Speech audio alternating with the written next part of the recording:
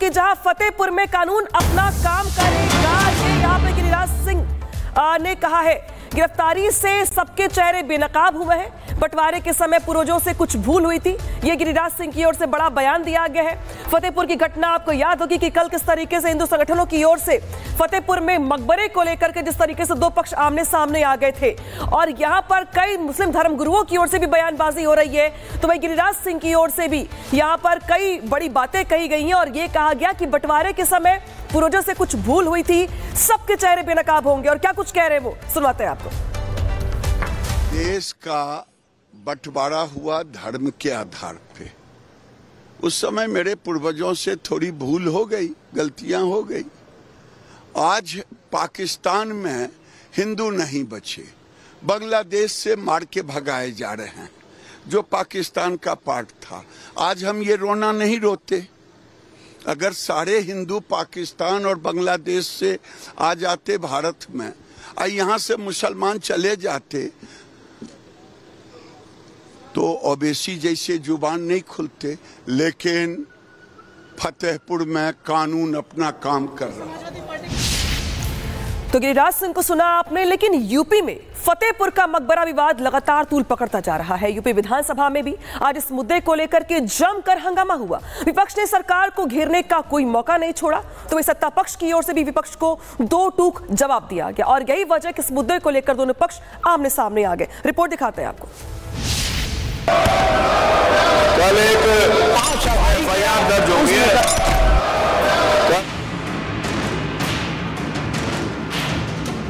मकबरे पर कब्जा करने के लिए 7 दिन पहले से ऐलान किया गया। इससे सांप्रदायिक सौहार्द बिगाड़ने की कोशिश भारतीय जनता पार्टी की सरकार कर रही है। जो भी कानून को अपने हाथ में लेने की कोशिश करेगा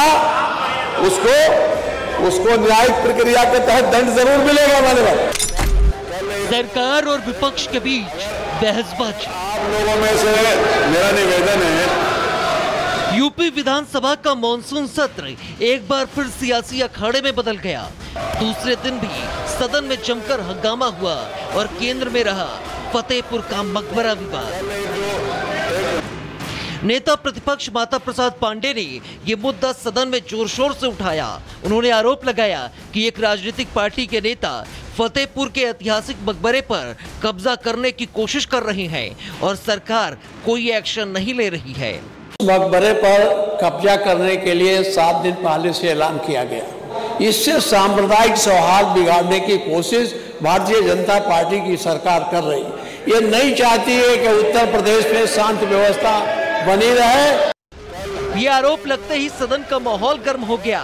विपक्षी विधायक अपनी सीटों से खड़े हो गए, नारेबाजी शुरू कर दी और सरकार पर मिली भगत के आरोप लगा दिए। दूसरी तरफ इसके जवाब में संसदीय कार्य मंत्री सुरेश खन्ना ने विपक्ष पर पलटवार करते हुए कहा कि इसमें सरकार या सरकारी तंत्र का कोई रोल नहीं है। रिपोर्ट दर्ज की जा चुकी है, 10 नामजद हैं और अज्ञात लोगों पर मुकदमा कायम हुआ है और जो भी कानून को हाथ में लेगा उसे सजा भी मिलेगी। पूरी तरीके से कानून अपना काम करेगा। जो भी कानून को अपने हाथ में लेने की कोशिश करेगा,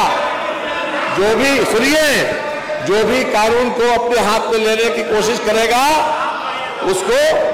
उसको न्यायिक प्रक्रिया के तहत दंड जरूर मिलेगा। माननीय हंगामे के बीच स्पीकर ने बार बार व्यवस्था को बनाए रखने की कोशिश की, लेकिन दोनों पक्ष एक दूसरे पर आरोप प्रत्यारोप करने में लगे रहे। फतेहपुर विवाद अब यूपी की सियासत में धार्मिक टकराव का नया मुद्दा बन गया है। Bureau report, Republic Bharat. तो फतेहपुर मामले को लेकर के लगातार सरकार विपक्ष दोनों एक दूसरे पर हमलावर है, लेकिन इस बीच फतेहपुर में जिस तरीके के हालात बने हुए हैं, कल बने हुए थे, उसके बाद सिक्योरिटी आसपास के इलाकों में बढ़ा दी गई है। क्योंकि जिस तरीके से कल बवाल हुआ था, उसके बाद अब यहां पे पुलिस इलाकों में चप्पे चप्पे पर तैनात कर दी गई है। सुनवाते हैं आपको। अगर हम हक की बात करें तो हिंदू मुसलमान को आगे कर देना, ये जिस तरह का काम हुआ है फतेहपुर में, सरकार को उन दोषी लोगों के खिलाफ कार्रवाई करनी चाहिए। जितने लोग वीडियो विजुअल्स में दिखाई दे रहे हैं उन सबको जेल भेजना चाहिए।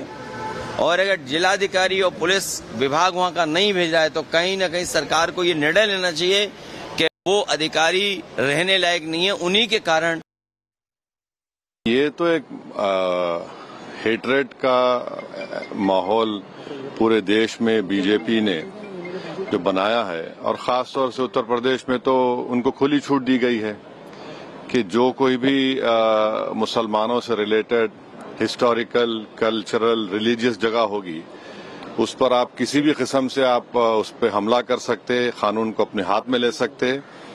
और उत्तर प्रदेश की सरकार आंखें बंद कर लेगी, कानें बंद कर लेगी। पुलिस की मौजूदगी में जाकर खबरों को तोड़ा जा रहा है, बेहुरमती की जा रही है, दरगाह के अंदर जाया जा रहा है और पुलिस कुछ नहीं कर रही है। अगर वही लोग मुसलमान समाज के होते तो क्या होता, आप खुद सोचिए। तो कानून का इस्तेमाल जो है ना, मजहब को देखकर, पॉलिटिकल आइडियोलॉजी को देखकर इस्तेमाल किया जा रहा है, तो जाहिर है तो ये तो एक बेहतरीन मिसाल है मुसलमानों से हेटरेट की और उनको अप्रेस करने की, जो उत्तर प्रदेश में हुआ है कि दरगाह पर हमला, खबरों को तोड़ना। तो ऐसा लग रहा था कि फिर दोबारा 1992 वापस आ रहा है क्या। तो आपने पूरे मुद्दे को लेकर अखिलेश यादव को सुना, ओवैसी को सुना, लेकिन अब इस मकबरे के मामले में एक विवादों का नया एंगल जुड़ गया है। हंगामे में शामिल थे समाजवादी पार्टी के नेता पप्पू सिंह चौहान, और यही वजह है कि अब यहां पे पप्पू सिंह के खिलाफ केस दर्ज कर लिया गया है। और इसी को लेकर के बीजेपी लगातार सवाल पूछ रही है कि भाई ये कौन सी नई रणनीति है राजनीति करने की। हालांकि इस बवाल के बाद पप्पू सिंह को समाजवादी पार्टी से निष्कासित कर दिया गया है, लेकिन क्या बवाल करने वाले लोगों के पीछे जो बैकअप था वो समाजवादी पार्टी का था, और इसीलिए बीजेपी लगातार समाजवादी पार्टी पर हमलावर है और यह कह रही है कि क्या समाजवादी पार्टी का यही असली चेहरा है।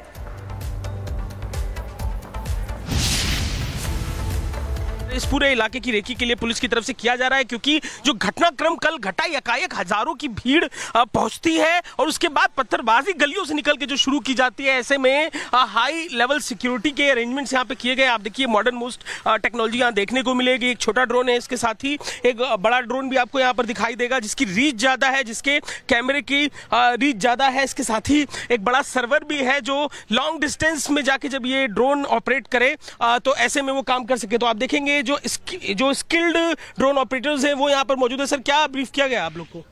यही चारों तरफ देखते रहे, कहीं से कोई गतिविधि हो तो तुरंत सूचना। ऐसा कुछ लग रहा है अभी कुछ? नहीं। अच्छा। कहीं कोई अस्वस्थ नहीं है, सारे लोग अपनी ड्यूटी पर तैनात है। भीड़ कहीं इकट्ठी होती दिख नहीं रही? नहीं। तो देखिए, अच्छा टेक्नोलॉजीज के विषय में अगर आप बताएं, ये ड्रोन में और छोटे ड्रोन में क्या डिफरेंस है? ये GPS के थ्रू चलता है। हाँ। और बाकी ये अपने इसी के थ्रू जल्दी फास्ट है, थोड़ा रिकवरी इसकी वो है, स्पीड में रहता है। ये नजर आप लोगों ने मतलब पूरी तरीके से बनाई हुई है। हम तस्वीरें आपको मॉडर्न मोस्ट टेक्नोलॉजी के जरिए इस घटनाक्रम को ट्रैक कर रहे पुलिस कर्मियों की दिखा रहे थे। अब लेकर चलते हैं उस मकबरे की तरफ जहां पर भारी पुलिस बंदोबस्त किया गया है, क्योंकि धूप बेहद ज्यादा